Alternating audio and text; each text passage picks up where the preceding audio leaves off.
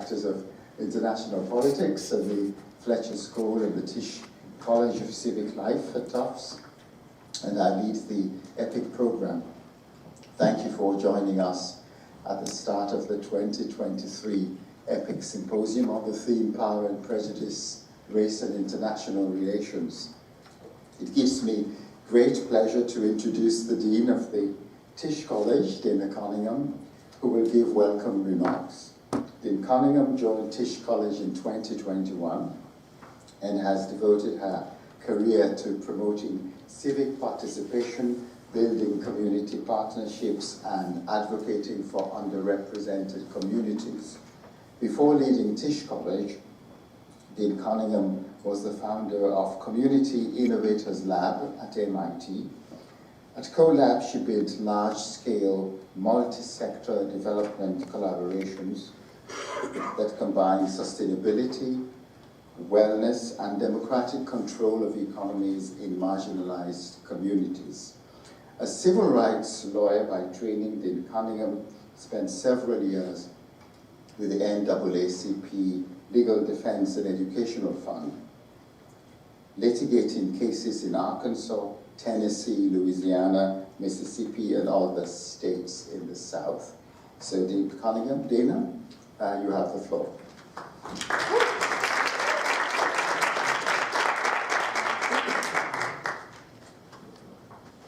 Thank you for that lovely introduction, Abby, and I'm really glad you didn't read the long version. It's a pleasure to be here with you and to welcome all of you to this year's EPIIC Symposium on behalf of Tisch College of Civic Life. I want to acknowledge the student organizers. Raise your hands, please, who the student organizers are. Fantastic. The TILIP participants, please raise your hand. Amazing. Thank you for coming. And who have joined us from around the world. And thank you. Who is a tough student. Thank you as well to the team supporting this event. Heather Barry, Associate Dean Taina Field, and to the communications, the Tisch Communications and Special Events team. Who else is here? Is this you, Jen? Okay, good. From my perspective, this symposium is right on time because democracy itself is under threat around the world, and a big instrument of that threat is racism. Tisch College has articulated a new North Star, and our North Star is to build robust and inclusive democracy for increasingly multiracial societies. So here we are, and this is the work to be done now. What that means for us is preparing all Tufts students to contribute to robust democracy as informed, ethical, and engaged citizens. And that is a skill set, a set of tools, a set of capacities that students can develop. And that's regardless of your academic pursuit, your professional area of expertise. To be a citizen professional is the idea at Tisch. And part of that is bringing people together across difference, and that's what this symposium is doing, so it is right on time. This year's theme, Power and Prejudice, Race and International Relations, is directly connected to our North Star of building robust and inclusive democracy here and around the world. It's very easy in the US to become very US-centric, to really just look at what is in front of us. And so we are very grateful to you all who have come here to help us understand the bigger picture of race in the world and how it is affecting prospects for democracy. It's a massive topic, and we have to acknowledge up front its complexities and the vast challenges it presents, and for us here in the U.S. to not think of it only in U.S. terms. Race relations look different across geographies and borders, and can and do show up in different ways around the world as anti-Black sentiment, or classism, or caste, or through the many tangible and pervasive ramifications of colonialism. Race is an issue each nation-state is grappling with, and over the next few days, you'll engage together on issues like environmental racism, global health, Black Lives Matter, and that movement in a global context. You'll sit with challenging and even uncomfortable topics and discuss and co-create ideas and solutions. That is our hope. As young leaders, many of whom will go on to pursue careers in the public sector and in international relations, specifically, you will help this nation and our world chart a course that is more connected, more engaged, and more reflective of the systemic challenges that we face, including systemic racism. I know you will challenge each other and us, and I welcome that. And I have a challenge for you. Ask tough questions, but be curious. Use this time to work through these topics together, and let's just be one step along the journey on confronting these issues. I want to thank every student in this room and every student attending and participating in the events this week. We need your ideas, your hard work, and your leadership, and we're grateful for it. Thank you, and I'm looking forward to a great event.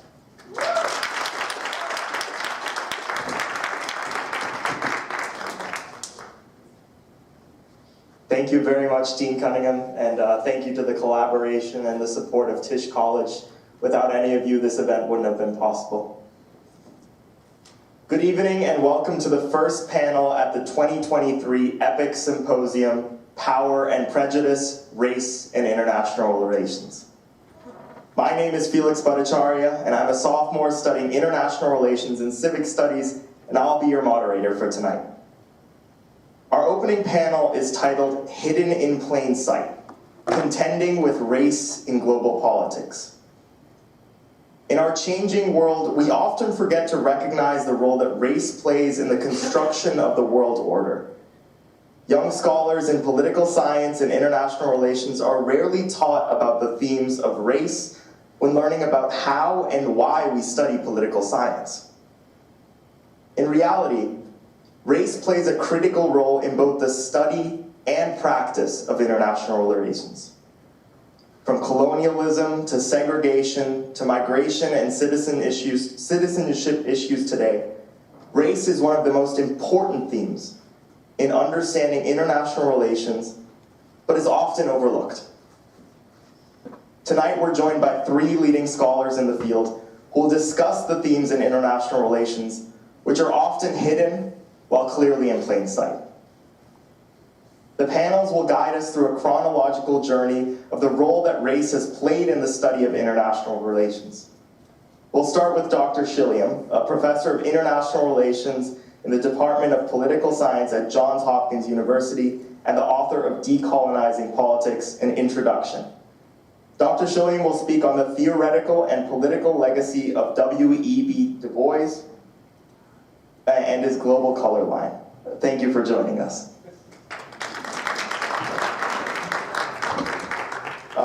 Sorry. Then we will hear from Dr. Maribel Mori, the director of the Miami Institute for Social Sciences, who's currently working on the Institute's Global Index, and the author of White Philanthropy, Carnegie Corporations, An American Dilemma, and the Making of the White World Order.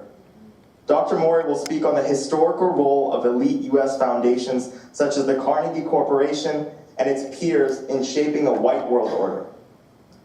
We will then end with Reverend Dr. Keith McGee, who's the founder of the Social Justice Institute at UCL and a professor of practice at Newcastle University in the United Kingdom. Dr. McGee will discuss the role of race in contemporary international relations issue and the deconstruction of race. Each speaker will be giving a 15-minute presentation, and I'll be holding them to that time very strictly. followed by a panel discussion, and then we will end with a Q&A session with all the panelists, so feel free to brainstorm questions and get ready to ask them. And with that, I'll pass it over finally to Dr. Shillian. Well, thank you, Felix, and thank you to everybody who the Dean thanked. That was very comprehensive. And I'm going to let you down straight away. I'm not doing W.B. Du Bois, but I'm sorry. But how many people here do international politics? I'm going to be the boring disciplinary dude, right? Okay, how many people have ever done anything on security dilemma? No, the security dilemma? Okay, all right. Well, the scholar who invented the term security dilemma was a German Jewish refugee whose first permanent job in the US was at Howard University, the famous HBCU. In 1941, Ralph Bunche, head of the political science department, first African-American to gain a PhD in the field from a US university, future Nobel Prize winner. Well, Bunche invited John Hertz to join 7 other Jewish refugees at the Howard faculty. As an elderly Hertz remembers it, his landmark book, Political Realism and Political Idealism, was developed over the course of his tenure at Howard, which ended in 1952. Now, when we bring the study of race into IR, we usually do it at the margins. So we talk about colonialism or capitalism, which are marginal issues for the field, as opposed to issues of war and peace, which are supposed to be central to the field. But in the aftermath of 2020 and the unprecedented global protests around Black Lives Matter, even security studies scholars have had to take notice. A number of special journal issues now cluster around the relationship between race and security studies. And I want to make an argument to you that the intimacy between security studies and black politics specifically is far more historically entrenched and problematic. It's been hidden in plain sight. Well, racism structured Hertz's relationship to Howard University.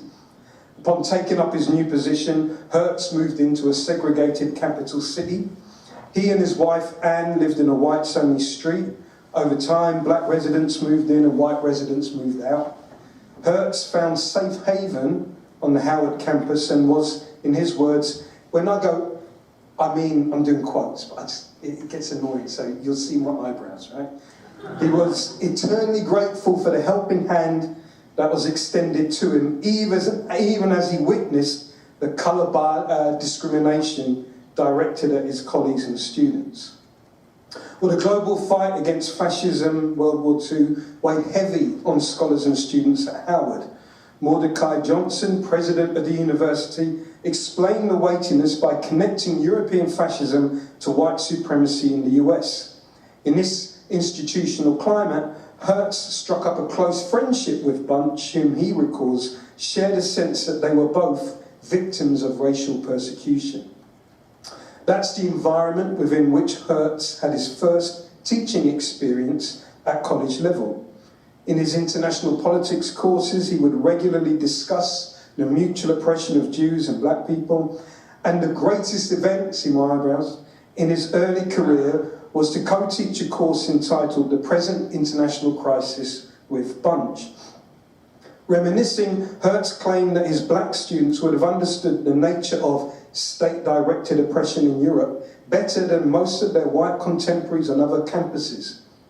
In his remembrances, Hertz is clear that all these collaborations and conversations placed US racism and black politics in particular firmly in his interest area alongside the threat of fascism to international law. Such concerns at Howard for domestic racism and international fascism gave rise to a forum edited in 1941 by Bunche for the university's Journal of Negro Education entitled The Crisis of Present-Day Democracy. Bunche invited Hertz, his newly arrived colleague, to contribute. The forum began with an article from Chicago's Charles Merriam. Anybody who does political science, you probably know Charles Merriam. At that time, the king of political science. Merriam focused on what he had for some time perceived to be the key weakness of US democracy, a lack of executive determination to confront special interests and grapple with emergency situations. He chastised those who distrusted the necessary power to act and who concluded that we can be free only if we are weak. Kind of sounds a bit like a fascist, but anyway. Not once did Merriam mention racism, in stark contrast to his fellow contributors from Howard. Take, for instance, Bunch's contribution. He pointed out that while the South might have been the most enthusiastic region when it came to fighting Hitler abroad, the democracy that Southern elites wished to preserve at home was one that avowedly and explicitly promoted white supremacy. Paradoxically, that preservation, Bunch suggested, came at the cost of degrading the military capabilities of the nation to protect its interests on the world stage. Ultimately, Bunch questioned whether democracy in the US even existed as democracy. He proposed that US war aims should have been less to do with preserving a democracy that didn't quite exist and more to do with enabling a striving towards democratic ideals. Hertz's contribution focused on similar elements. Nazism, he explained, had replaced the old social strata with a fundamental division between the politically ruling and ruled groups, the latter being, by necessity, a racially pure and nationally united people. And so, Nazi doctrine prescribed the treatment of minorities either as being able to be part of a racial community or to be exterminated. Nazism was no less for Hertz than the very antithesis of democracy, and it was the ruin of international law. And crucially, Hertz didn't think that Nazism was just a Germany thing. It wasn't Germany's special path of development, what they call the Sonderweg. Nazism for him was a worldwide possibility, possible in the US too. Now, above all, the 1941 Forum demonstrates contending institutional configurations of political science. And let me clarify that. I consider institutions to be informal constraints and incentives as well as formal rules that structure political, economic and social interaction. Disciplines, professional associations, colleges, publishing fora and cliques variously structure the academic endeavour, and they can come together in institutional configurations that oftentimes align and channel political power or, less often, contest existing alignments of power. The struggles over disciplinary directions might be usefully understood by tracking the development of different institutional configurations in the same field. Now, it seems clear to me that the 1941 Special Forum demonstrates two institutional configurations at work. A majority white political science, represented by Merriam, and a counter-political science focused on black politics, represented by Bunch, whose ideas and commitments were set against entrenched interests, above all, Jim Crow. Hertz found the institutional configuration of Howard to be far more conducive to his interest in fascism and international law. Found it far more useful than Merriam's configuration. So Hertz's biography would suggest that Howard provided an empathetic and intellectually conducive space to scale up his critique of Nazism into a theory of international politics. In fact, Hertz's interest in black politics during this time even carried into the book emerging from Howard and which laid out the theory of the security dilemma for the first time. Now, in a section of that book, Political Realism and Political Idealism, Hertz connected the dangers of Nazism to situations where anti-Negro or anti-Oriental attitudes prevail in an otherwise still liberal society. So here, Hertz categorized black Americans as a minority alongside Jews and others, and these outgroups, he claimed, should be studied through the security dilemma. Through the security dilemma, insofar as they fulfilled a function similar to that of an external enemy against whom one wishes to establish national or similar group solidarity. So you get what I'm saying, that for Hertz, he folded in Jim Crow and black politics into his definition of the security dilemma.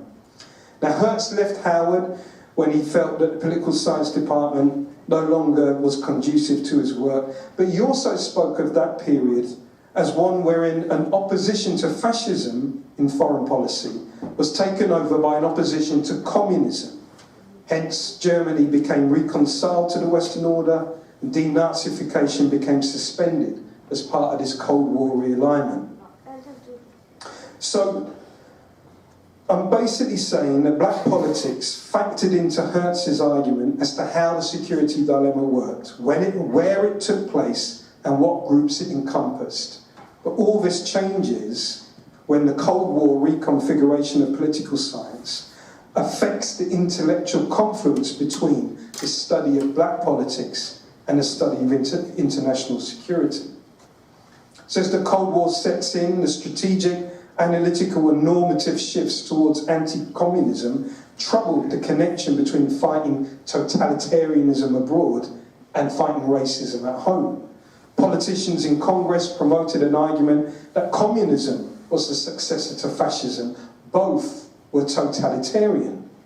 Now, on the one hand, the imperative to win over the elites of newly decolonizing polities to the US side of the Cold War required a positive narrative to be told of domestic race relations. But on the other hand, the Southern interest in Congress worked to preserve Jim Crow and so presented those fighting for racial justice as a domestic infiltration of communism, pushing for group equality in a socialist fashion. In other words, Cold War politics had US politicians asserting that their society was not racist at the same time as they were charging domestic anti-racist movements with totalitarianism. Now, this assertion, influential in congressional politics, was hostile to academics wishing to connect black politics in the US to international security, except that is by presenting black politics as a vector of totalitarianism. That's the McCarthy era, and so the connection was broken. Now, over the course of the 60s, community education initiatives produced an impetus to move demands for racial justice into higher education again. The assassination of Martin Luther King Jr. in April 1968 intensified activism on campus, leading to the first major symposium of black studies at Yale 1 month later. And not only did those scholars pushing for black studies seek to correct omissions and misrepresentations of black peoples, many of them also wished to be agents for the struggles of black community, contributing theories and programs of racial justice. Present at the Yale meeting was McGeorge Bundy, president of the Ford Foundation. The foundation's presence highlights a tension between an assimilationist aspiration held by Bundy and the goal of black self-determination promoted by a significant share of the black scholars attending. And in this respect, black studies came to represent a conscious movement towards a counter-institutional configuration, integrating the radical study of black politics with and for black community struggles, and in opposition to a disciplinary mainstream with its elitist investments in assimilation. Those who know political science, you can think of pluralism. Now, in April 1969, the American Political Science Association, known as APSA, held a conference at Southern University on the political science curriculum at predominantly black institutions with financial support from the Ford Foundation. The conference was directed by Jewel Prestage, the first black woman to earn a PhD specifically in political science in the US. The conference noted a dearth of political science offerings at historically black colleges and also limited participation by black political scientists in APSA. There was a fair amount of skepticism among participants concerning the will of APSA to take these issues seriously. A number of attendees resolved to set up their own institution, the National Conference of Black Political Scientists, colloquially known as NCOPS, which actually are having their conference right now in Atlanta. Mac Jones provided the keynote to the first NCOPS conference the following year. In it, he argued that black political scientists should not engage with black communities in paternalistic missionary fashion. Instead, they should consider the function that political science performed to legitimate the legal and philosophical foundations of an oppressive system. In order to be useful, Jones said, black political science could not but be a politically subversive enterprise. Now, for this argument, Jones didn't draw on Malcolm X, but rather upon another leading IR scholar, Hans Morgenthau. Anybody heard of Hans Morgenthau? And it is specifically a contribution that Morgenthau had made to a methods textbook from 1966. And in that contribution, Morgenthau argued that the methodological pursuit of truth was challenged by the fact that a society's foundational philosophical assumptions could not be critically questioned without questioning the worth and even existence of that society itself. Oh my God, all right. I'm going to break you, man, but only by Morgenthau's example was a society based upon racial discrimination wherein race problems are beyond the ken of social science.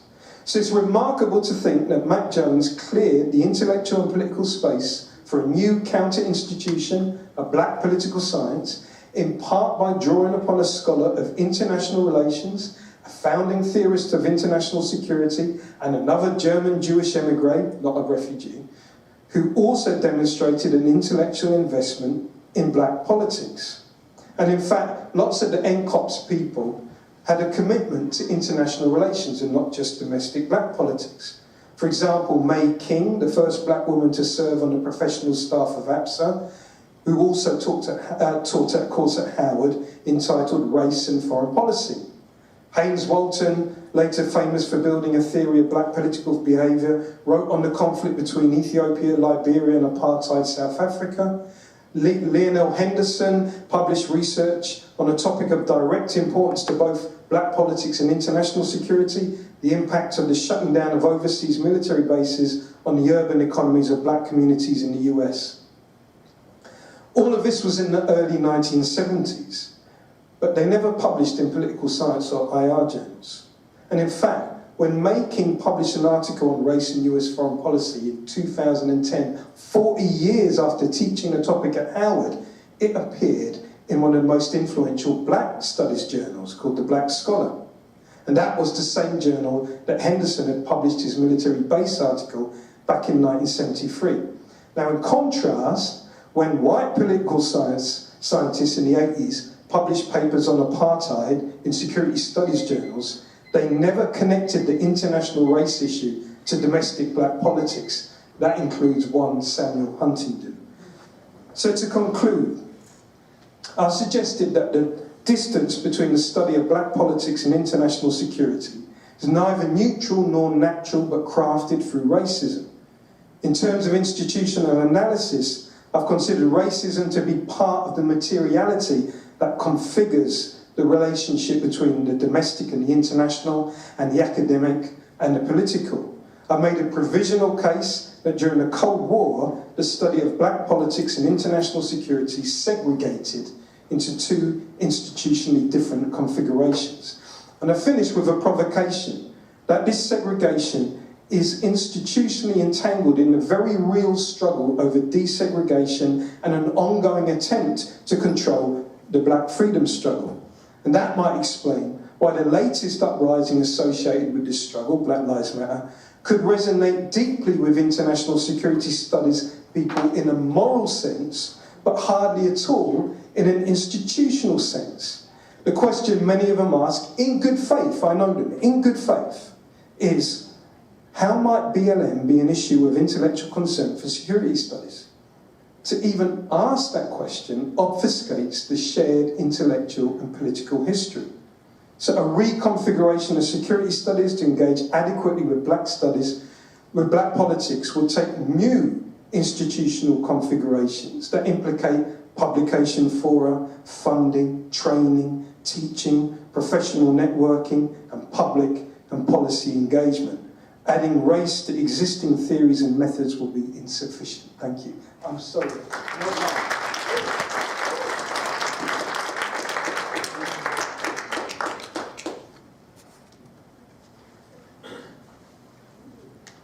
Thank you so much, Dr. Shaleem. I think from that presentation alone, you can understand how much there is in the study of international relations that is really overlooked.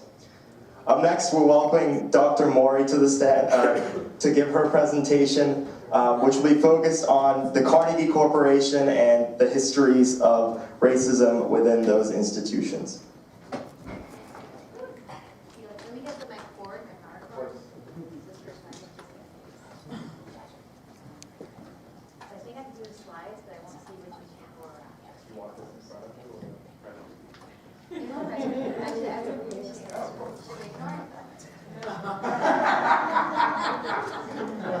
I'm giving you a free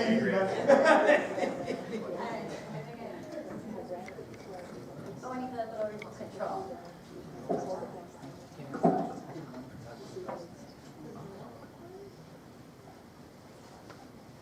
And then, Robbie, I was thinking when you were speaking about two things. One, Melanie Bruce's work on Black Studies Department and funding, just how it developed over time. And then I also thought of EPIIC. I owe so much to EPIIC for being a place of like a real home, intellectual home. So if you ever, I just want to throw out a public appreciation for EPIIC. Okay, let me see. This. Oh, there we go. Okay. So, oh wait, I started the timer. In all fairness, right? I should start my own timer. There you go. Okay, cool.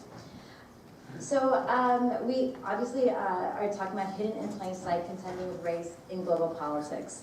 And I want to start out with a few questions. So I have in mind an audience, the future of our world, right? So there's a segment of you here. There's others around the world in this generation. But thinking through, what world do we want to construct together? As Dr. Shillian was saying, we construct it. We make choices in our fields and in our work that we do beyond the academy, also out in the world, whether you take on that role as in the early 20th century as a missionary, as a colonial officer, whatever it might be, or working in nonprofits today, which would be, there's analogies to it too, NGOs. What role are you playing to make the world that you want to see? So I'm specifically going to talk about the hidden in plain sight. How many of us, when we get our syllabi, think about why certain sources are being assigned? And relatedly, what picture of the world that instructor wants you to have of who's providing knowledge and what is knowledge. So an initial question, these are not going to be answered today. People make careers out of this and die without an answer. Okay, but but the first question that really is central to me too is, what is knowledge? So the topic is elite U.S. philanthropy, the social sciences, and the making of authoritative knowledge on race. For some of you who might not be as familiar, there's a whole world behind every book that you access or journal article. There are people deciding what knowledge is authoritative, what should be published therefore in certain journals, and also how and why they should rely on that. And also, I should mention, who should get money to do that work and to make it possible. So if you start thinking about putting all those people and institutions in 3D motion, that's what we're going to try to do in the next 14 minutes and 50 seconds. Okay, so first question is, what is knowledge? Not everyone has the same definition of knowledge. And we might assume we know what that means, but honestly, one definition might be data-driven knowledge. A lot of people debate what is a formal or an appropriate form of data-driven knowledge. How is data being collected? By whom? What kind of communities? Do you have smaller groups? Are case studies sufficient to make large generalizations about people? And also, as you're expanding that scope from the case study to a larger group, why are you assuming that those populations are similarly situated? Aside from that though, why should we privilege data-driven knowledge versus experience or memory? So even when I do data-driven research in the archives, there are voices that are left out. And not out of a sense because they weren't important, but because there are inequities in this world that allows elite white institutions, for example, to preserve their papers because they have more funding versus other BIPOC individuals and families who might be less affluent or perhaps less self-involved, thinking that someone would really want to read their letters later on in life. and their correspondence. So all those inequities exist even in our definition of data-driven knowledge. So why not also privilege memory and experience? And relatedly, which individuals and networks help make certain knowledge authoritative on the US and global stage? So with those questions in mind, I will be talking about the history of elite US philanthropy, the construction of knowledge on race in the social sciences, and the fortification of a white Anglo-American world order. I'm a historian, so I approach things from a historical lens. That said, this should be an opportunity to see ourselves in this past and how we might want to move beyond it, because it is absolutely hidden in plain sight. The actors I'm going to be talking about all woke up every morning, perhaps not eating Cheerios, but they woke up saying, I want to make the world a better place. And yet, much like a lot of people around us, perhaps ourselves included, we assume that for the world to have peace and stability, we need white Anglo-American leadership. And they believed that and distinguished themselves from other people they thought were white supremacists, like the National Party in South Africa, because they considered that form of white domination too blatant in the way they spoke about black people. Because for themselves, they assumed white supremacy, but a form of white supremacy that spoke about black and brown bodies in a benevolent way, expressed some sort of empathy. And yet at the same time, they assumed that white Anglo-American domination was necessary and they would be violent to protect it. So these are some of our characters. There we go. So we have Andrew Carnegie, James Bertram, Frederick Keppel, and J.H. Oldham, a network of men shaping the mission and work of Carnegie Corporation of New York from the 1910s to 1940s. This is research that you can see in my book, White Philanthropy. How does this research get done? So I go to the archives for about a decade. Good use of my time, right? We all make different life choices. That was mine. All right, so I start out by reading annual reports for the first half of the 20th century, straight from the 1910s. So it was founded in 1911, Carnegie Corporation of New York, until the mid-20th century. To the end, basically, of when they financed, commissioned, and received positively one major study in the US that became fascinating to me was Gunnar Myrdal's An American Dilemma. It's a prominent book that has shaped very much how many Americans talk about racial equality. I question, though, why would a foundation finance this project? Background: I grew up in Miami. I'm Cuban, and in that kind of environment, there was either absolute capitalism or there was communism. And so I was very curious about these people and these institutions that were supposed to be solving social problems, and yet they weren't exactly being militant like Che Guevara. So who were these individuals and what did they want to achieve? So I looked into their motivations, and it went all the way back to the beginning of the organization. And the story starts with Andrew Carnegie himself. He found Carnegie Corporation with a particular mission to finance projects in the US, Canada, and the British colonies. At first, it was just the US, but that confused him because he said, I actually do want to fund projects in other areas. James Bertram, who's right there on the bottom, was his personal secretary. So before they formed the organization, he would field all the requests for philanthropic giving. And so when Andrew Carnegie dies and Frederick Keppel becomes the first long-standing president of Carnegie Corporation, Bertram helps him understand the geographic scope of the organization and says, actually, Keppel, just FYI, I had lunch, dinner, breakfast, everything with Carnegie. I traveled everywhere with him for years. I know him. And when he said British colony, he meant communities of white people. So, FYI, that means we can fund projects in East Africa, not in West Africa, definitely South Africa, yes, New Zealand, Australia, never India. Because it's not about having a peppered number of white people. It's funding projects in the British Empire where white people can dominate, and we already know that's not happening in India. So with that geographic scope, the organization starts finding interest in Africa. And they start finding interest in helping white policymakers address problems that they perceived in their governance, i.e. domination of black people. And Keppel comes to the idea of financing cooperative social scientific studies on race, modeled after what was going on in the SSRC, Social Science Research Council. And these are the three prominent projects that come out of it.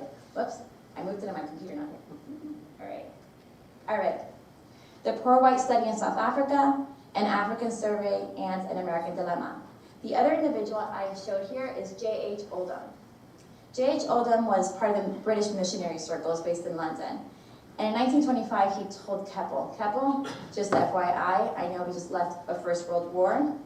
We want to avoid a Second World War. And one of the most penetrating problems that we are addressing right now in Africa, in British Africa, and you will have this problem too on the other side of the Atlantic, is rising Black consciousness. Think Marcus Garvey and company, the Garvey movement. So he said, we need to address this, and social scientific studies can help. At the time, these organizations were financing the Tuskegee Institute's model of education, of agricultural and industrial education for Black people. If you think about Booker T. Washington, for example, and the Atlanta Compromise, the idea was that Black people would be educated to do jobs that they basically did under slavery.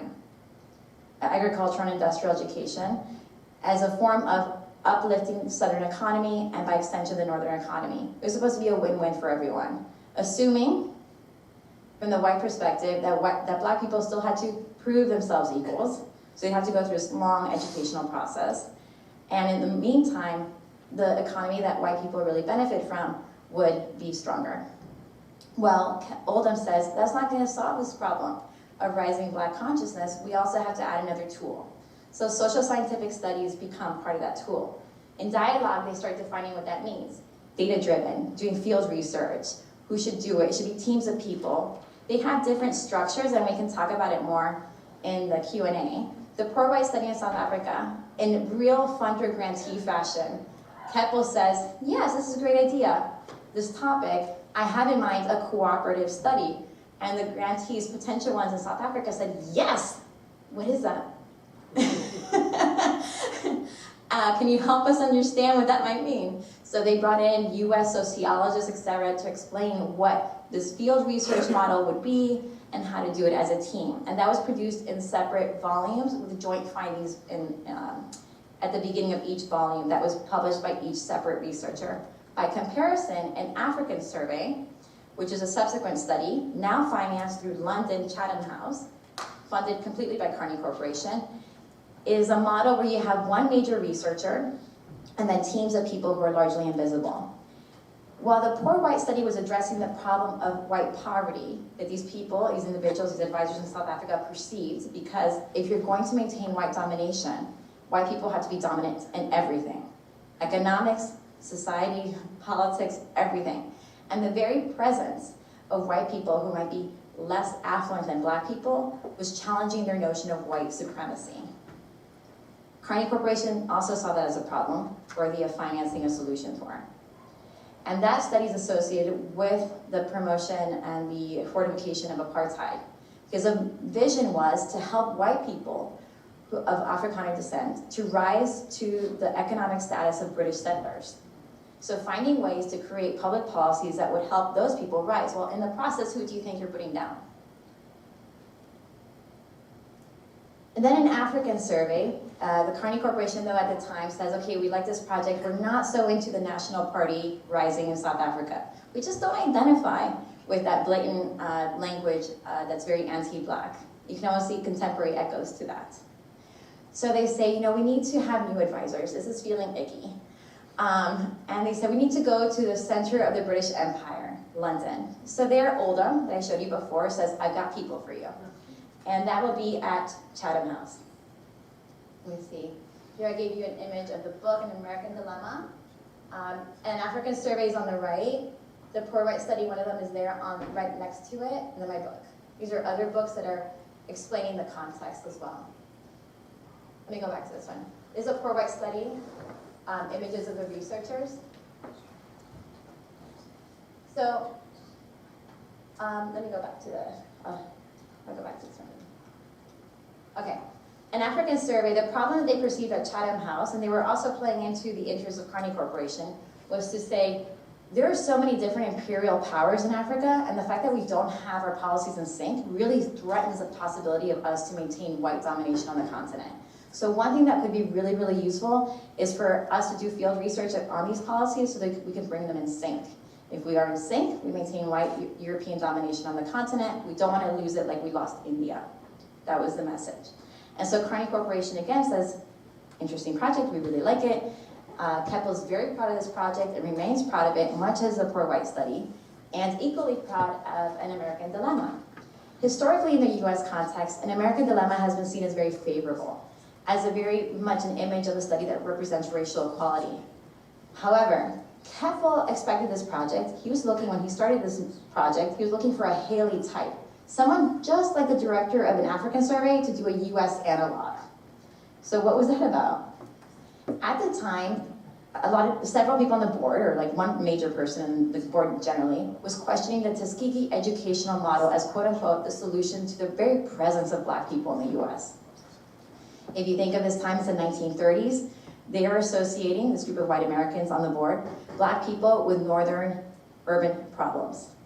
And one board member, Newton Baker, stood up and said, if you think you're doing something for Black people, you might think that, but actually, I see what's going on in Cleveland, and I associate Black people with these northern problems, not the southern ones of agricultural education.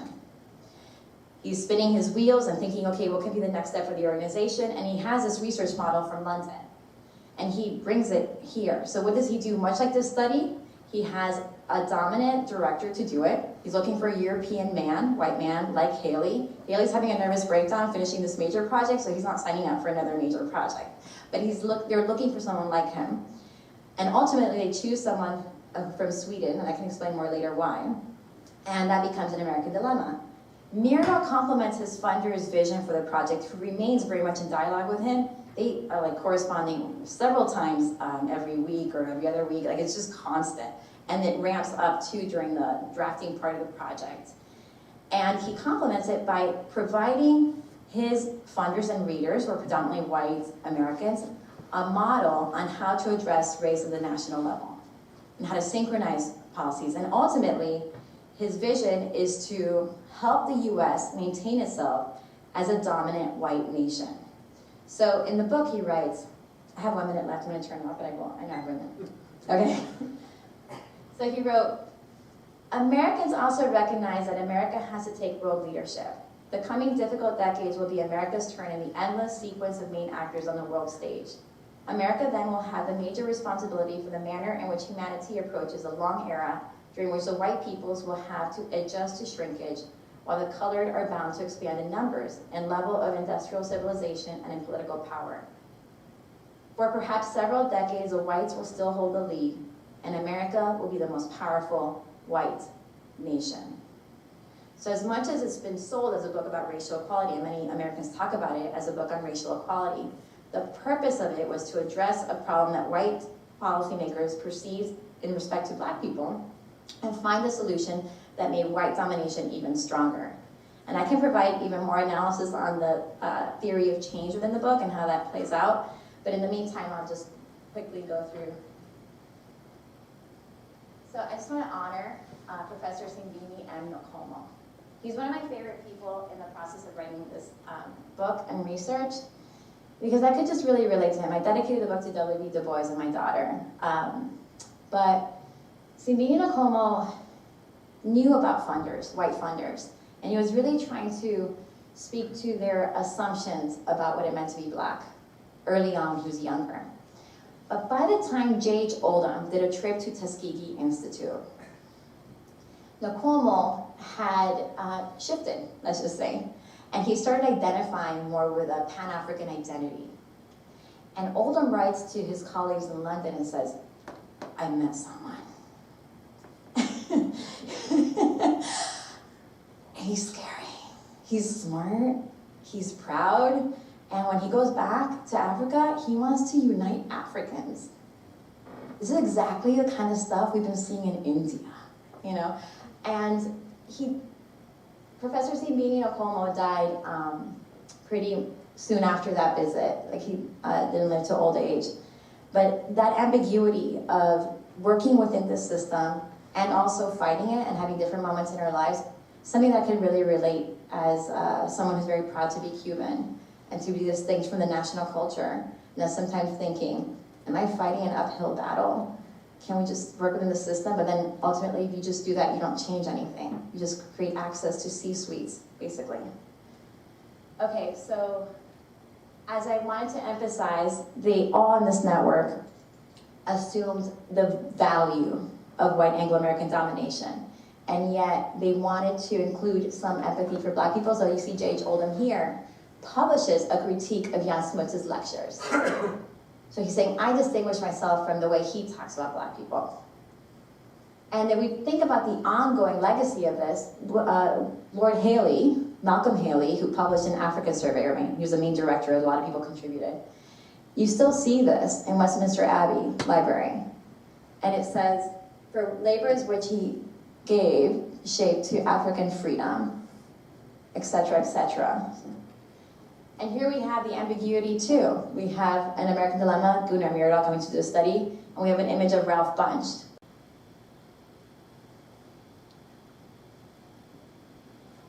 What did US funders and their networks of colleagues, advisors, and grantees consider to be useful and authoritative knowledge on race at the national, colonial, imperial, and global levels? Basically, if our goal with knowledge is simply to shape public policy, are we really challenging a white world order? Because that knowledge is at the service of those in power. So should we be expanding our definition of useful and authoritative knowledge? And as we imagine and work towards a more sustainable global community, which parts of this history do we want to move on from?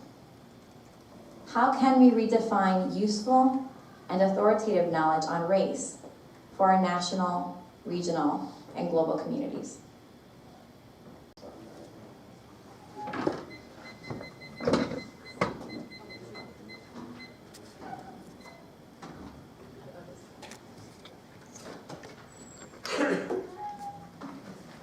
Thank you.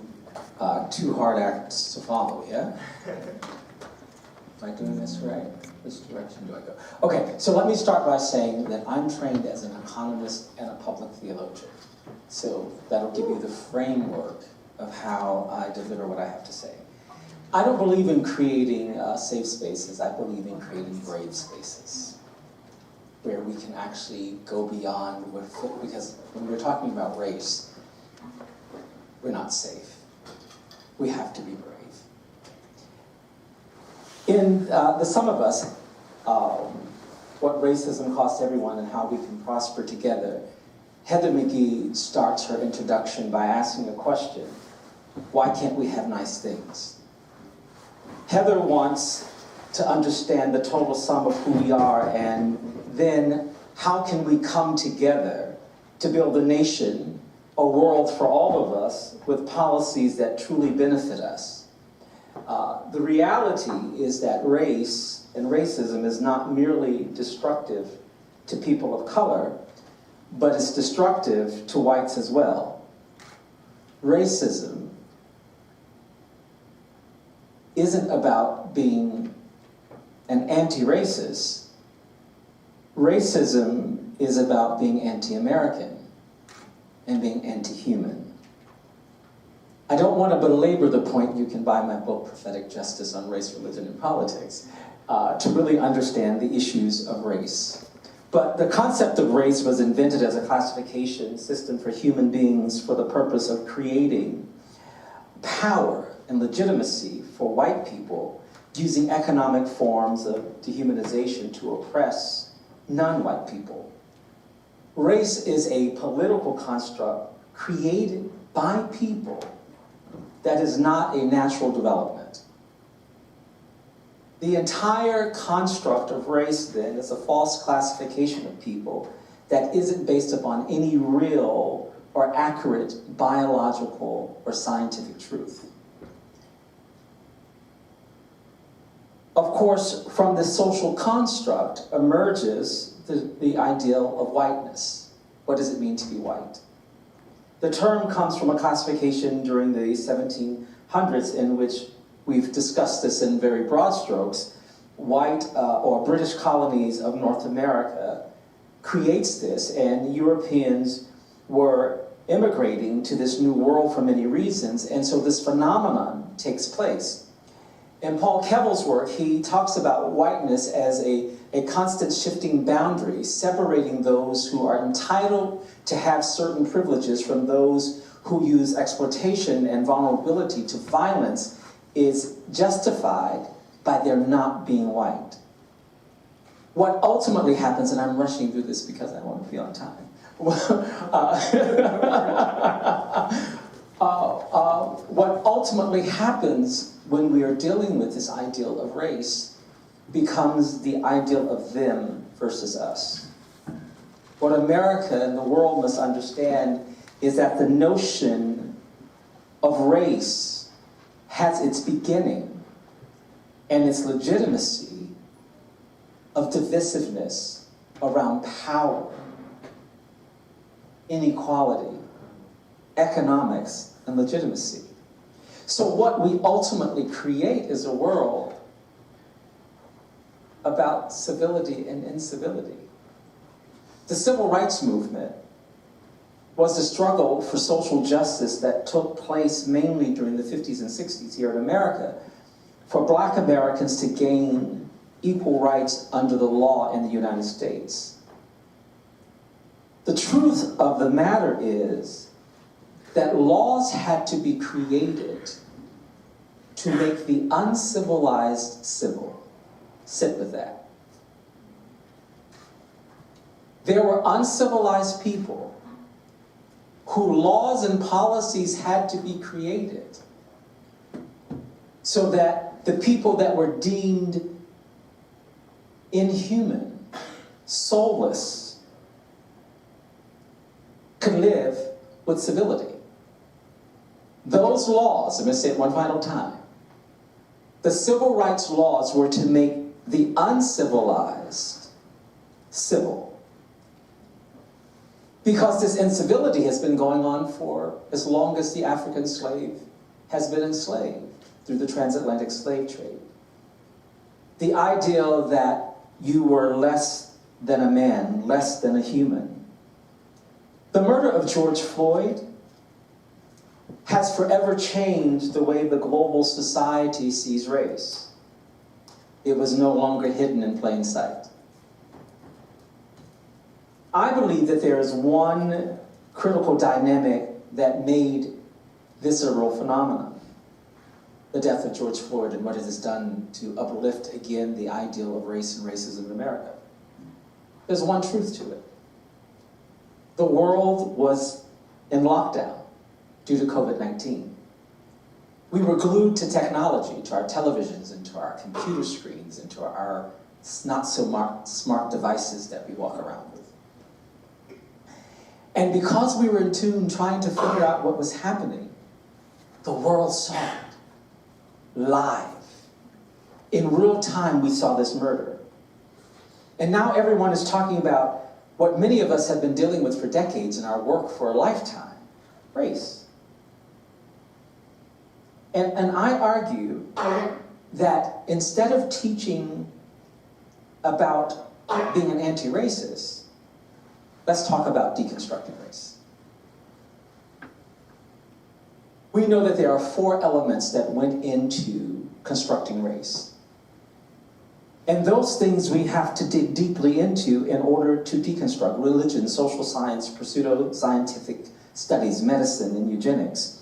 And I don't have time to go through all the slides to share all of that with you because of time. But rest assured that if we begin with those 4 things, we can actually deal with how do we deconstruct race. I'm currently working on a project, and Professor Williams had me to change my presentation a little bit to talk about the book project that I'm working on now, The Beginning and the End of Race. And I believe that race can be deconstructed over the next 200 years, 5 generations. I think that it will be harder in America than it will be any place else in the world because of what America looks like. I argue that rather than to teach being an anti-racist, let's spend the next 5 generations building something new. Now, I got this idea from my 8-year-old and his Legos. We would spend days building cities, and days later, he had taken the Legos apart. and built something that wasn't on the box. And I thought about race. How do we do this? I know it's a hard notion to conceive, but it's not about doing something immediate. It's about delayed gratification. It's about what I talk about in the theological perspective, cathedral syndrome. I believe my grandfather, who, if he was alive, would be 116. I believe that his generation was a generation of hope and believed in the ideal of equity. My father's generation, if he was alive, he'd be 80. He was a generation that was about freedom and equality. My generation and the Gen Y, I guess, vacillate between being engaged and complacent around these issues. The Gen Z are either woke or sleepwalking. But I'm thinking about future generations. I'm thinking about generations that are not born. I'm thinking about them inheriting something different than what we have now. And I'm thinking about beautiful young minds that can go to work to make it happen. To address the issues around the roles of culture and heritage and identity. To begin to think about how do we reconsider national identities, and who determines who belongs? What does it mean to be a citizen, and what does it mean to have global identity? W.E.B. Du Bois, from the Souls of Black Folks, talked about now is the accepted time, not tomorrow. Not some more convenient season, but now being the time to ultimately do this hard work. And I believe now is the time. I think that we have to get beyond, when Du Bois talks about 3 generations ago, the souls of Black folks, the theologian in me awakens the ideal of soul. The ideal of the enslaved was because they were soulless. How do we begin to deal with the ideal of soul? Rather than exploring the color of skin, I'd rather create brave spaces to talk about the color of our souls. Just take 30 seconds to yourself, 5 seconds, I don't have a lot of time. And ask yourself, what is the color of your soul? I think mine's purple. What's the color of your soul? And can we start there and build towards something different? Can we work towards the ideal of finding common ground? Meaningful and creative shared experiences between people can become more compelling than their faiths and their fears and their concepts and their ideologies that separate them, is what Howard Thurman said. How do we get there? It's going to take a lot of hard work. So, I believe that we have to deconstruct race, because isn't 350 plus years long enough? And there are ways to get there, right? We must dispose of the historic notions of the 4 things that actually constructed race. And then white men first. We have to allow them, white men, who constructed this, to analyze race and culture and systemic white privilege and other social phenomena that were generated. Why? Have white men to interrogate the space and help us to learn. And then beyond that, we've got to go from allyship. We're talking about we need allies. We've got to go from allyship to ownership. Who created the construct? And it's not about guilting and shaming, but it's about recognizing the creators of the narrative. And then beyond that, when we talk about this, Black people can't fear, or others, fear the loss of progress and identity.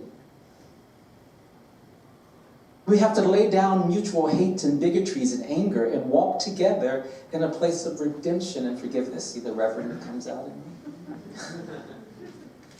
We have to get to those kinds of places. And we must deeply visit our convictions around morality. And with this knowledge, to embrace the fullness of everyone, so that no one is deemed subhuman, unredeemable, or without a soul. Because I'm going to stay within my time. Because, again, isn't 350 plus years enough of dealing with this disease? How do we create something that's not about the past, but about the future? Thank you.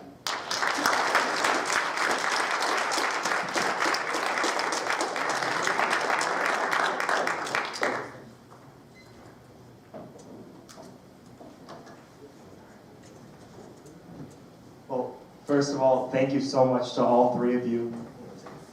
Okay, thank you so much to all three of you for those phenomenal presentations, and it really brought out a lot that we can consider. I want to start off this discussion by really thinking about what Dr. McGee put perfectly, the generations that are not yet born, and thinking about sort of the students that are yet to come to universities in the future. So in the past, international relations and political science curriculums have included theories such as liberalism, realism, and constructivism, which really haven't considered the ideas and stories that all three of you really brought up in the past. Do you believe that we need to change these theories or deconstruct them as a whole in order for us to consider race as a theme at all?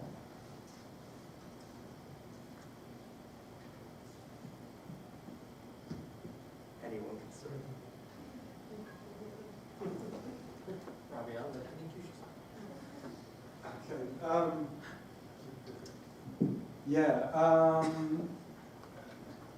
I mean, how it's getting all academic, right? How we understand the field of IR is incredibly recent invention. It's 1980s. It's 1980s. And the way in which racism and colonialism, the things that everybody's been talking about, were constitutive of the field before that, just got erased literally overnight. To the point where many of my friends who began to think about what might race mean for international relations in the 90s had no idea, actually, that there was all this history before. So it was an incredible, concentrated whitewash, which is, I mean, there's a whole, we could really talk a long time about that. It's to do with a backlash to civil rights, Vietnam War, it's a whole load of things, right? So when we ask a question like that, what we're doing is we're kind of thinking that we're believing in what this whitewash gave us as a field. And it's really not that at all. For good and for bad. I mean, you know, there's some, okay, I was going to swear, there's some, you know, nasty people who were pretty racist who were in the field as well. You know what I mean? But then there were there were the bunches. There were plenty of people, and in fact there were people who we read today as, you know, classical realists. I mean, who of you knew that the guy who created the security dilemma had his first teaching job at an HBCU? With Ralph Bunche, you know. Yeah, I'll add. Robbie, we have weeks of conversations to have. Yeah. And it goes to the question, like, do we want to acknowledge the presence of race and then hope for a moment when we can all respect each other with full dignity and see each other with full souls? So we're like in that space in between. I will say, historically here, these individuals at Chatham House and in New York, whether Council on Foreign Relations or in the offices of foundations, were absolutely invested in international relations based on race. Boom. Like, it's not a new thing. At the core, that's what they had envisioned. So when you're saying, should we move away from theory, I say, just look at the archival material on the history of the field. And it's at the center of the field. Perhaps one thing to think about is the evolution of the field, right? So we go all the way back in time to the domination of the US Academy globally. And so that's why I'm going to center it for a second, not because I particularly want to be like US centric. But Dorothy Ross's work on the history of the social sciences is an example. In the early 20th century, sociology was a central field. These are all, when we think about the social sciences, a study of society. Now, over time, over the decades, they started having different foci, right? So, but someone like Gunnar Myrdal, for example, was officially trained as an economist. He's writing a book on race, and that was not seen as weird. Because the concept was that there are different elements of society that you have to analyze in whichever way you are trained in the social sciences. So race would be relevant as well. Now, over time I wonder, and it's a question mark, is it the effort to be more scientific, the scientism of IR, proximity to economics, where you have like a rational person, you kind of isolate it from the real lived experience of people and make it a theory that you have to kind of like subscribe to like a religion. Is there some sort of equation here between scientism, relating it to theories in economics, and the evolution of IR and distinguishing itself from any history of race? It's a question. Am I on? Yes. Well, you know, it's so complex, right? Like, we have to deal with the elements of race and all that goes into it in order, historically, to get in an, I want to say just to deconstruct. When we look at Reginald Farr, who writes about one of the deans at the Church of Canterbury in 1850, talks about the aptitude of race. And when he's doing this work, what he discovers are these classifications that emerge: the savage, the semi-civilized, and the civilized. And so if we have a constant framework of that, how do we move the narrative forward? Yes, we have to look at some of the historical things in order to put it into context, but we have to go back to that whole issue of what created it and how do we move forward. And I mean, I could go on with that, but I'll stop here. Going off of that point of what created and how we move forward, I think what's really interesting about the idea of being hidden in plain sight is to bring something to sight, it really has to be out in the public.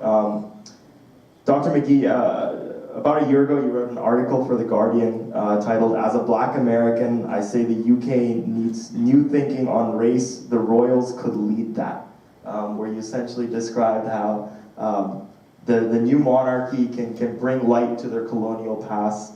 And I'm wondering if we could have a conversation on that, if we think that the monarchy today could bring light to their colonial past as well as the themes of race. Absolutely. I think that the Crown could definitely lead a number of ways to own its colonial past, and that its wealth actually comes from all the things that it did around slavery and colonialism. We certainly have seen play out in real time what has happened with Prince Harry and Meghan Markle. And though I believe that some of those things are misplaced, I believe that there is an opportunity to have a conversation about the historic roots of racism, how race is being lived and played out in America. That's what I was actually talking about, and that I think that the brothers have an opportunity, perhaps more so than His Majesty the King, to do that. And I think that there are ways forward. The questions that have happened certainly around Archie's skin color, where it was really one of the leadings, and certainly the issues that we continue to look at around what did all of that mean. I think, and Robbie can speak to this differently than me because I'm an American living in the UK, that there is a difference of how race is seen and realized there as opposed to as it is in America. Racism is true, but the idea and real, but the ideal of how it is realized there, I think, is between class and race, more so than just race. And so what does that mean? So how do they take all that has gone into building the empire, realize where all of that wealth came from, and then deal with some of the contemporary issues that are in the family, and be a bit more transparent about those things, I think is going forward. Well, I could ask questions all day, but I do want to give the audience a chance as well to speak up. So if you have any questions, there's a microphone right over there. Feel free to line up if you have any questions. Otherwise, I'll go on with my questions for now. I wanted to add a correction Please. to something that I had said. When I said the field was invested in a white world order, it's a dominant voices. And how they become dominant is because they have funders behind them and powerful networks to define fields. And a clear example of this is who got to meet in Paris after World War I, right? So who's encouraged to have visa access, to meet in person, and who's absolutely discouraged and prohibited from it. So someone like W. Du Bois and the Pan-African Congresses. So there is a vision for a different world order, and there have been people long before us who have worked really hard towards a different version. It's just that we repeatedly remember this one dominant one for all these, what we call politics of knowledge, sociology of knowledge, the reason why certain ideas and networks are promoted to a level of shaping the way we see the world. Anybody have a question? Sure. Hi everybody, thank you so much for being here. My name is Carlos. I'm a second-year Fletcher student studying climate and energy, mostly. My question is mostly for Mr. Shilliam and Ms. Mori, but anyone feel free to chime in.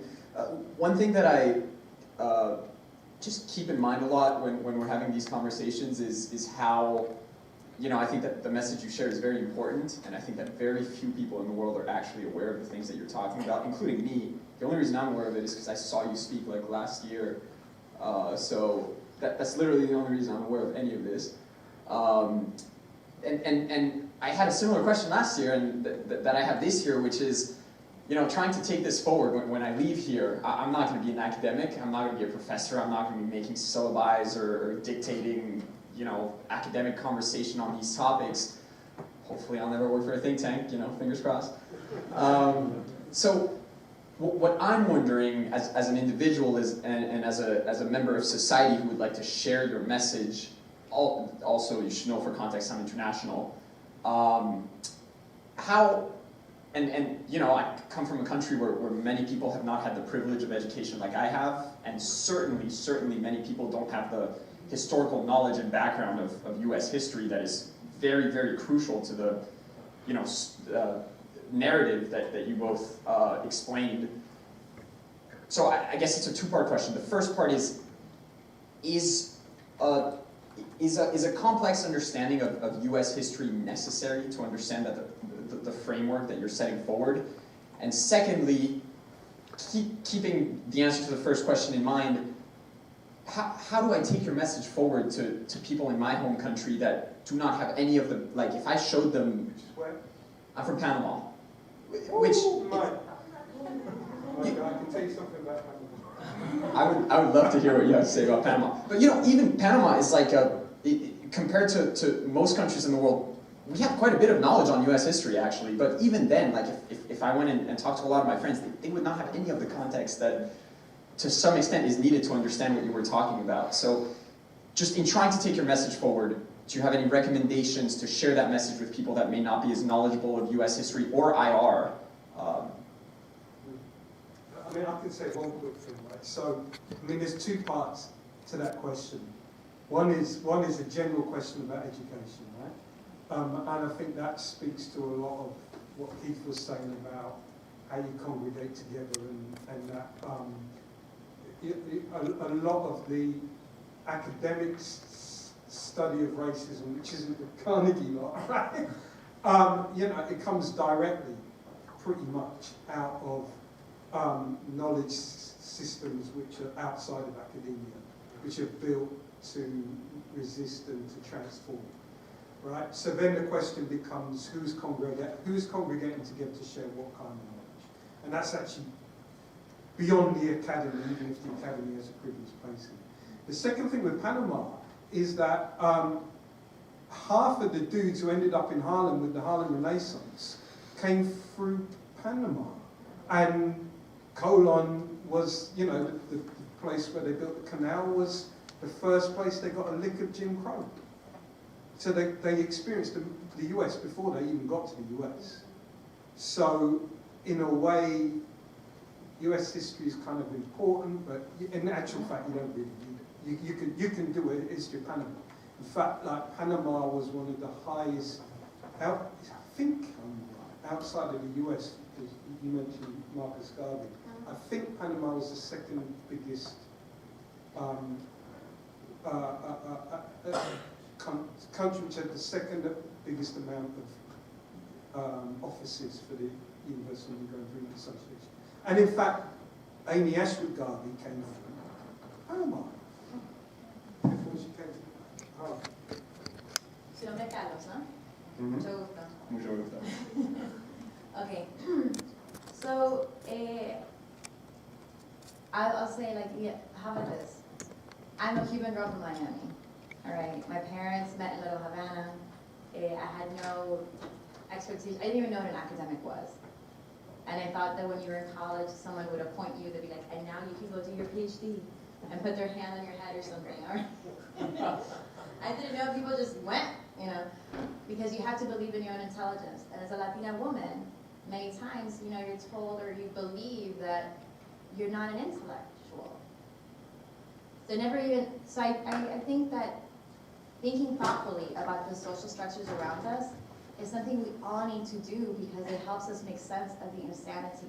Why? Because it didn't make any sense to me, perhaps because of my ego, that if I were a white Anglo man, my work would be taken more seriously, or my ideas. So my way of coping with a lot of those elements, or why Anglo-American culture is seen as superior to my plátano maduro and frijoles negros. You know, like there's no reason why that should be true. So trying to understand these social structures around us help us be more sane. We might not be able to change it. In my lifetime, I do not expect to change the way people do things in powerful networks. It's overwhelming. But it also creates more sanity for myself and understanding this world. Now, what to do about it? So I do think that a complex understanding of U.S. history helps us understand the dominant structures that we exist in globally. Like, why should someone in finance who studied in the U.S. be treated as more informed than somebody else?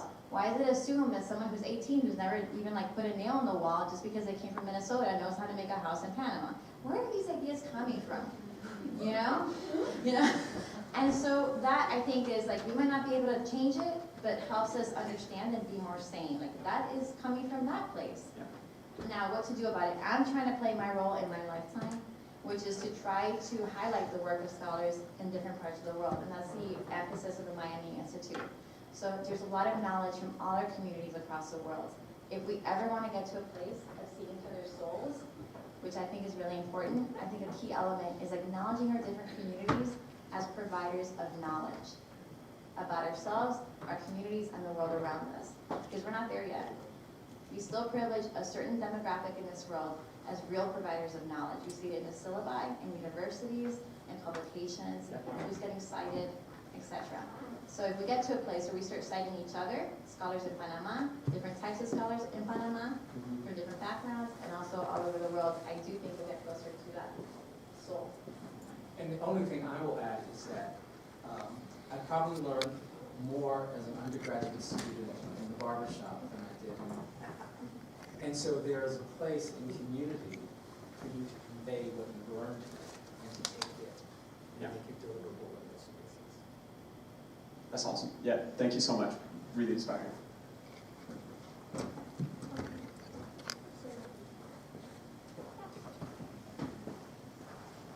Hi, my name is Hina. I'm from the University of Haifa in Israel. I was very inspired by the idea of reconstruction and the race aspect. But there was a question that came to my mind I wanted to ask you. with race come a lot of power, racism come a lot of power. And I thought how you can make people give up this power for other people. Yes, that is a complex one. So we know that the whole ideal around the transatlantic slave trade and colonization was economic power. I believe that by ending race, the construct of it, that we can actually eradicate poverty and disseminate power. How do we get there? Part of that has to be through creating systems of public value and public good while we dismantle the structure of power and privilege. To the point of the work around W.E.B. Du Bois, he came up with this ideal of a psychological wage. And the ideal of the psychological wage then creates the basis for white privilege. How do we, in the midst of deconstructing race, deconstruct white privilege? I argue to most people that I know that are white that I'm probably more privileged than them in probably every possible way. How do we change that narrative now when we're deconstructing race? A poor white person in Darlington or in the north of England or in Wyoming, how do we reconsider the ideal of their power and privilege if they're living in abject poverty? I think we have to do more to expose what that looks like globally, nationally, around economic status, and then realize that there are more people that we deem white who are living in poverty and less privileged because of the numbers. That's a part of deconstructing the notion of this power. And then as we build something new, the ideal of deconstructing race, I argue, is about 200 years. The whole ideal of eradicating poverty and getting to the place of having the value in the public good that is controlled by global citizens or people, how they identify. It's going to be more like 500 years. But I think it can actually happen. Thank you very much.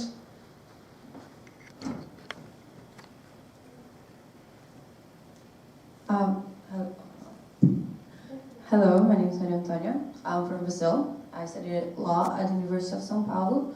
And I had a question to Sir McGee. I was wondering about the concept of deconstructing race, since I'm a militant from the Black movement back in Brazil. So we kind of reinforce race as a strategy to be proud of our heritage and who we are. And I was wondering what you think about affirmative actions and politics that consider race as an aspect to include Black population. Sure. I think it's very important. And when I talk about my work, I'm not talking about an either or. I'm talking about a both and. So as we're still fighting for equality and struggling for a level playing field, there are things that need to be done. And so we have to continue down the path of creating equal opportunity.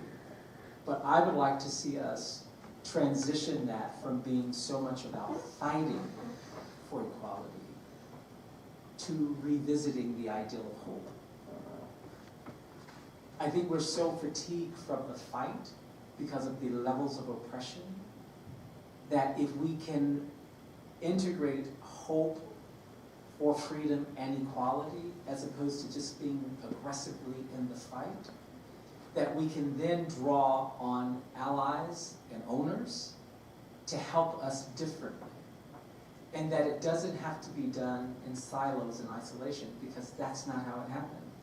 The American Civil Rights Movement did not happen because only Black people were fighting for it. There was this ideal, there was this, the catalyst for the movement was bridging together people that I believe part of the work that I'm doing now is looking at notes of white freedom writers and saying, were they actually trying to deconstruct race?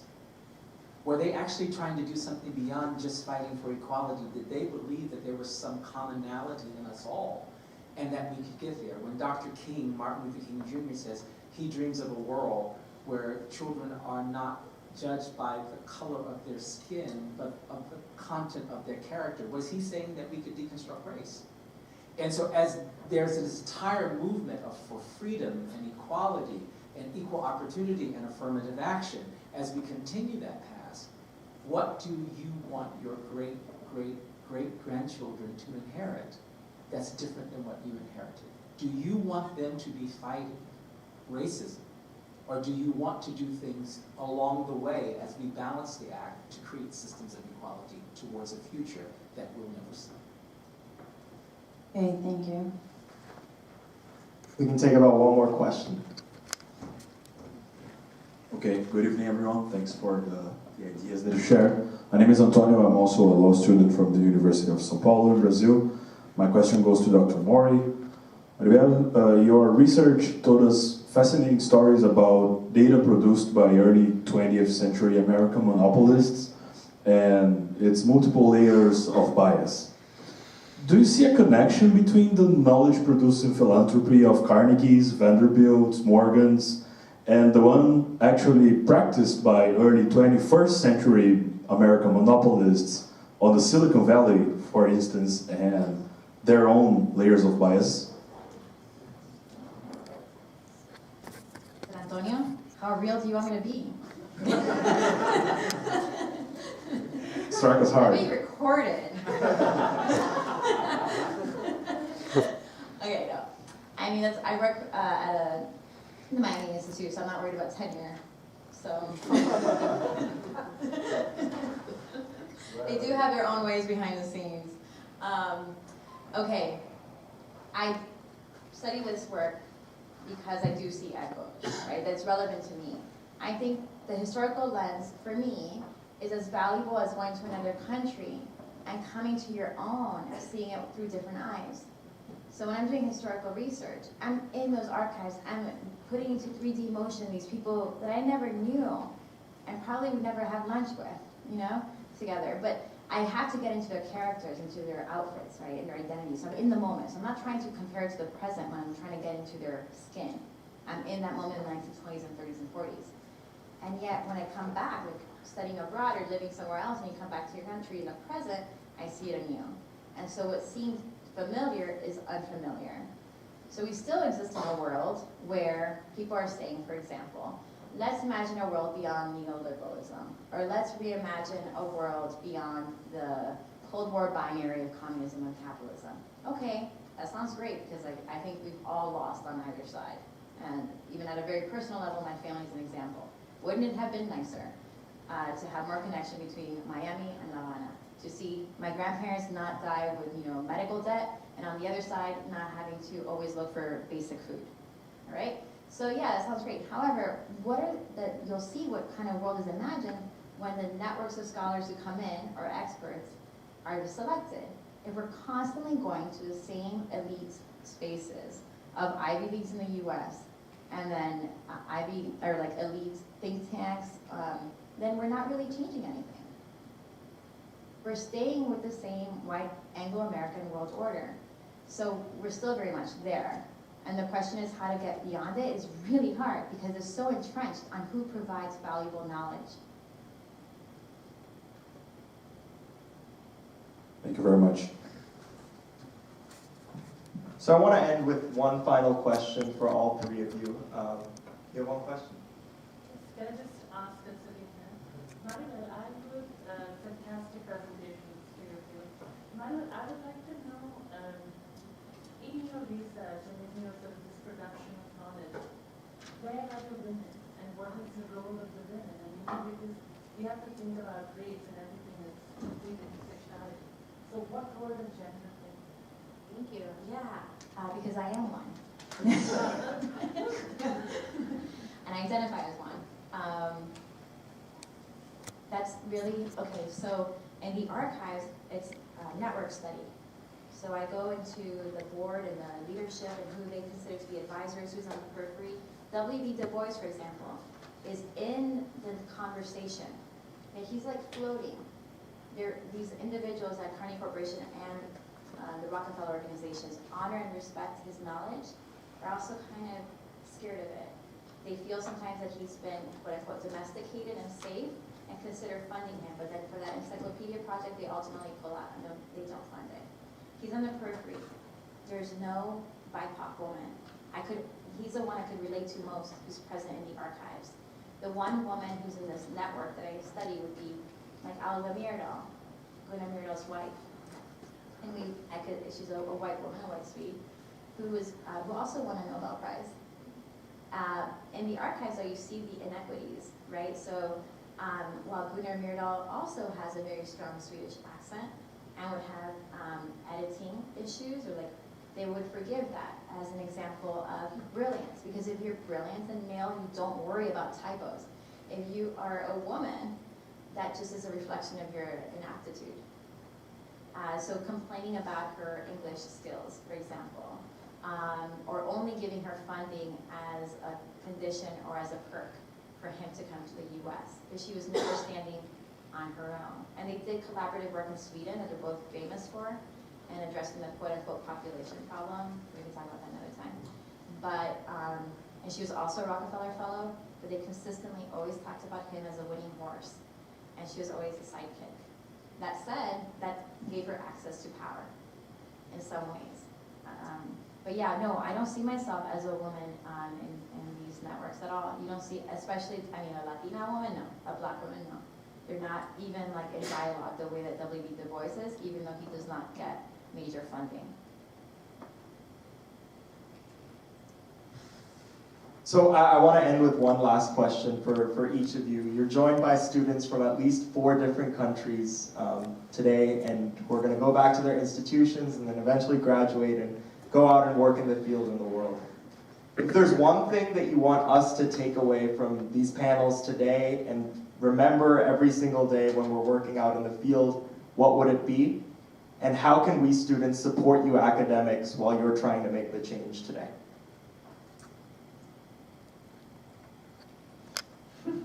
You don't have to support us, and don't look to us, look to yourselves.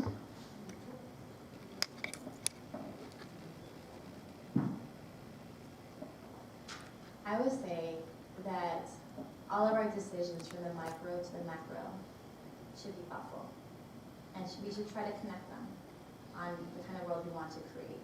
So there's no way to, think about it, if you're going to be effective, to just put it on paper, but not act on it in your micro decisions every day. So an example would be knowledge. I talked about knowledge. There's knowledge in all types of jobs. It's not just the academy. You're going to create reports. Even when you're talking to friends, who are you citing to convince them of your point as sufficiently valid? So why did you find that person to be authoritative enough? Take a look at all the podcasts you subscribe to, or the articles you'd like to read. Why do you find those particularly authoritative? Who's writing them? And maybe try to expand those sources of knowledge, stretching beyond ourselves, stretching beyond the people we look like, to hear different perspectives. And when we're thinking through how they're arguing, think critically about why and how they're making the argument they're making. We're losing this a bit, I think, in the public sphere. But they're going to have an argument. What is the data that person is providing to substantiate that argument? And what's the relationship between that data selection and the broader argument they want to make? And are you convinced? So be very active in the knowledge you're producing and also sharing. You already support me because I'm a professor, so. So I think the support, to take the second first, is to really create a sense of value of the work that we do for you and on your behalf, to be change agents. And to me, a student came to me and said, Professor McKee, can you train me to be an activist? And I said, no. I hope to activate your mind. So to use these opportunities for your minds to be fully activated with all that you're gaining in academic spaces, to go and do the hard work beyond what you get within the university. And not to take any moment for granted.